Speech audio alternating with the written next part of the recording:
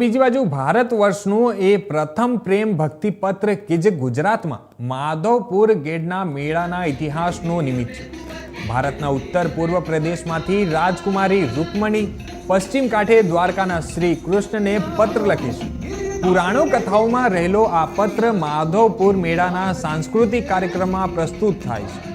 સૌરાષ્ટ્રના ગામડાઓમાં કીર્તનમાં રૂકમણી પત્ર લખે છે. દ્વારકા રે હું નહીં રે પરણું શિશુપાલને રે ગીત ગવાય છે. પરંતુ તેમની કેટલીક મહત્વની હકીકતો પોરબંદર સ્થિત જાણીતા સિનિયર ઇતિહાસવિદ નરોત્તમ પલાણાએ જણાવી જે અત્રે પ્રસ્તુત છે.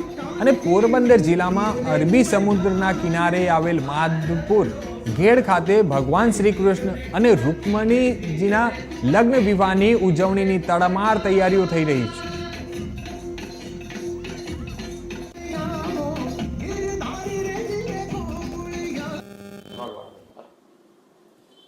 જય શ્રી કૃષ્ણ.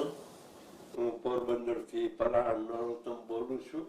આપ સૌને આવી રહેલી રામનવમીની પણ વધાઈ હો. મિત્રો, પોરબંદરમાં અને આખા ગુજરાતમાં એક વિશિષ્ટ પૌરાણિક હકીકત કૃષ્ણ અને રૂકમણીના લગ્નની તિથિ વિશેની છે. અત્યારે આખા ગુજરાતમાં અમારી પોરબંદર જિલ્લાનું શિવાળાનું ગામ માધવપુર ગેડ, એમાં રૂકમણી અને શ્રી કૃષ્ણના લગ્નનો ઉત્સવ 6મી તારીખથી ઉજવાશે. હમણાં છેલ્લા થોડા વર્ષોથી તો રાજ્ય સરકારે એને હાથમાં લીધો છે અને રાજ્ય લેવલનો, રાજ્ય કક્ષાનો એક મોટો મેળો ત્યાં ભરાય છે. એમ સાંભળ્યું છે કે આ વખતે તો મણિપુરથી 700 કલાકારો આપણા માધવપુરને આંગણે ઉતરે છે. આ એક બહુ મોટી અને રોચક આપણે જનકભાઈ પુરોહિત, શ્રી માધવરાયજી મંદિર કુલગોર અને ટ્રસ્ટી શ્રી.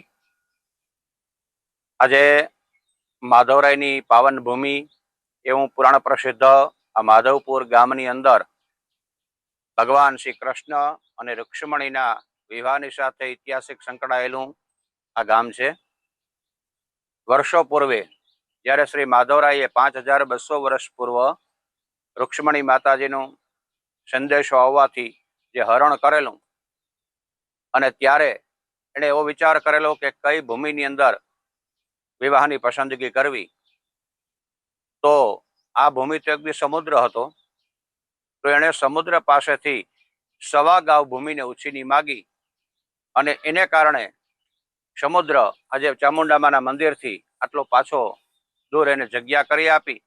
એવી કુંવારી ભૂમિ કે જ્યાં પાપ પણ ન થયું હોય, પુણ્ય પણ ન થયું હોય, એવી ભૂમિ